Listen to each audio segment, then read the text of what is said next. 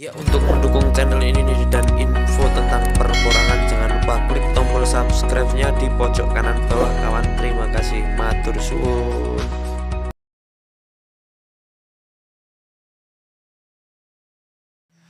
Ya, halo kawan, assalamualaikum warahmatullahi wabarakatuh, sahabat petani porang di seluruh Indonesia ya.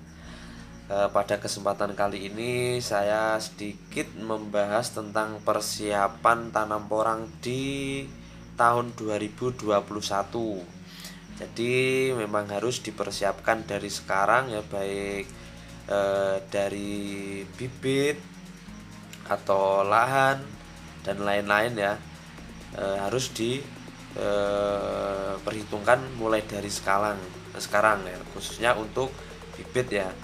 Dan bibit itu sebenarnya kalau dari porang itu menyesuaikan dari modal Anda ya, terutama modal itu nanti kalau sudah modal ada tinggal menyesuaikan bibit yang Anda inginkan ya, baik bibit dari spora, bibit dari biji kata ataupun umbi mini, ada yang umbi besar ya, itu menyesuaikan modal dan lahan Anda ya. Untuk melanjutkan video ini jangan lupa klik tombol subscribe-nya di pojok kanan bawah ya, like, share, dan komen jika bermanfaat. Jangan lupa juga loncengnya agar tidak ketinggalan video-video saya yang selanjutnya kawan ya. Oke, kita lanjut.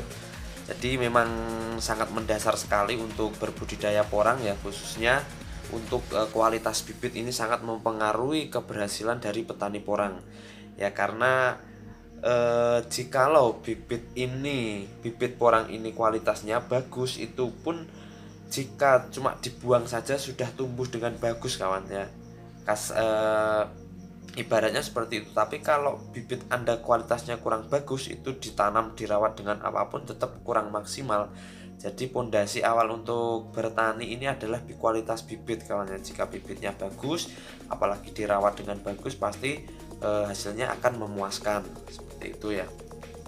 Jadi untuk proses-proses atau tahap untuk persiapan tanam tahun 2001 ya, itu adalah persiapan bibit. Untuk pembelian bibit itu baik dari kata, umbi, atau spora itu usahakan di bulan atau musim kemarau kawan, atau sudah tidak ada lagi curah hujan antara bulan 6, 7, 8 itu insya Allah bibit yang Anda beli insya Allah kualitasnya juga sudah bagus, dan resiko kerusakan, kebusukan, dan jamur itu sudah tidak ada lagi.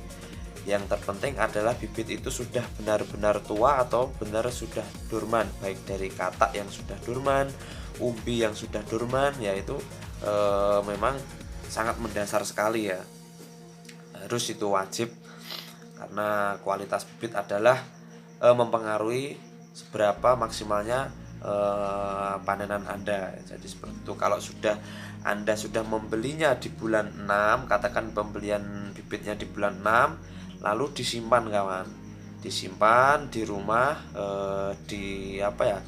diratakan, jangan ditumpuk ya, jangan ditumpuk, cukup diratakan saja. Tapi jikalau bibit Anda banyak, bisa dibuatkan seperti rak gitu ya, seperti rak, diberi jaring-jaring ya, itu agar udaranya agar ada udaranya, tidak lembab seperti itu, agar aman. Dan nanti menunggu musim tanam atau musim mendekati hujan, yaitu adalah musim tanam porang ya. Jadi jangan sampai hujan turun baru Anda tanam, itu kurang maksimal. Sebenarnya bisa hidup, cuma kurang maksimal. Usahakan tanam porang itu sebelum ada hujan ya, antara bulan 8, 9 ya, kalau daerah sini itu biasanya bulan 8 itu sudah tanam. Usahakan seperti itu. Untuk persiapan lahan ya, itu bisa lihat di video saya ya, untuk pengolahan lahan untuk tanam porang itu ada juga, bisa dilihat di situ ada. Untuk lahan ya, kalau di dataran tinggi itu usahakan tanpa naungan ya, misalkan Anda menyewa, usahakan ya di sawah atau di lahan mati, yang penting tanpa naungan. Itu kalau lahan Anda di MDPL kisaran 1000 ke atas lah. 1000 ke atas itu usahakan full tanpa naungan kawan, karena jika ada naungan itu porang ini tumbuhnya juga kurang maksimal.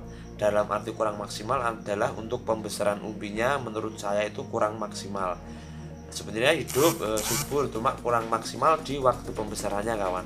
Cuma kalau untuk teman-teman yang rumahnya atau lahannya di MDPL rendah kisaran 1000 ke bawah atau 500, yaitu usahakan diberi sedikit naungan atau di bawah pohon jati, disengon ya, atau diselingi dengan naungan ya, tumpang sari dengan jagung bisa, itu bisa buat naungan juga ya. Karena juga kalau di MDPL rendah itu memang cukup panas sekali ya sengatan mataharinya, karena porang ini cenderung kriterianya adalah tumbuhan di pegunungan ya. Jadi kalau untuk ditanam di dataran rendah itu juga bisa, tapi usahakan harus ada naungannya, itu yang wajib ya. Jadi tidak sebenarnya semua daerah itu bisa ditanami porang ya, cuma biasanya caranya beda-beda kawan, di dataran tinggi sama di dataran rendah itu beda.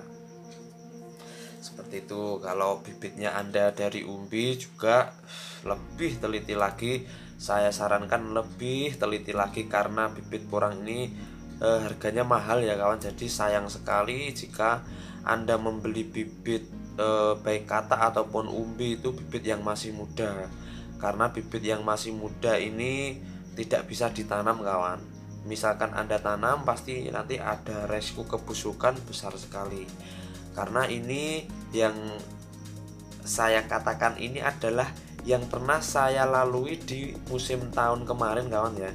Jadi pernah saya membeli umbi itu masih muda, karena ketidaktahuan saya dan kurang wawasan saya. Itu ada video saya itu, coba bisa dilihat, itu saya membeli bibit umbi sekitar 6 ton. Itu tidak bisa saya gunakan. Faktornya adalah bibit muda ya, bibit umbi muda itu memang tidak bisa digunakan kawan ya. Jadi saya sarankan sangat berhati-hati lagi untuk membeli bibit. Lalu di mana untuk membeli bibit yang kualitasnya bagus ya? Carilah penjual bibit yang benar-benar memperdulikan calon petani porang ya. Banyak sekali kok kawan-kawan saya yang khususnya ada di Madiun, itu semuanya sudah senior-senior saya. Untuk nanti juga bisa konsultasi ya, bisa itu nanti untuk pembelian bibit dan perawatan, pemupukan dan lain-lain itu bisa untuk konsultasi juga ya. Jadi seperti itu.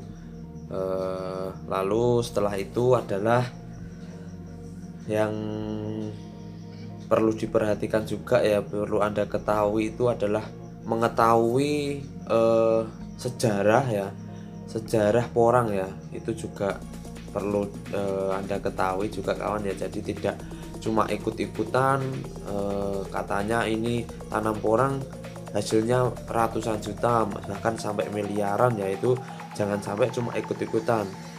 Juga perlu diketahui sejarah-sejarah porang ya, dalam arti porang ini tanaman apa, kegunaannya apa, fungsinya untuk apa, terus menjualnya di mana, pabriknya di mana, itu juga harus Anda ketahui. Jadi jika Anda mengetahui sejarah atau asal usul atau nantinya dibawa kemana tanaman ini, kalau Anda sudah mengetahui, jadi untuk melangkah untuk menanam porang juga lebih semangat kawan ya.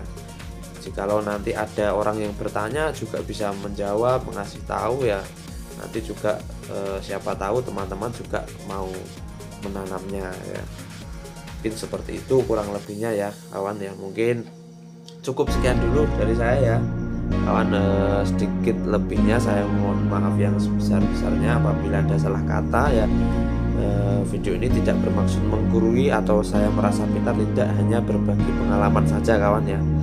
Mungkin cukup sekian dari saya. Wassalamualaikum warahmatullahi wabarakatuh. Salam sukses, salam petani porang Indonesia.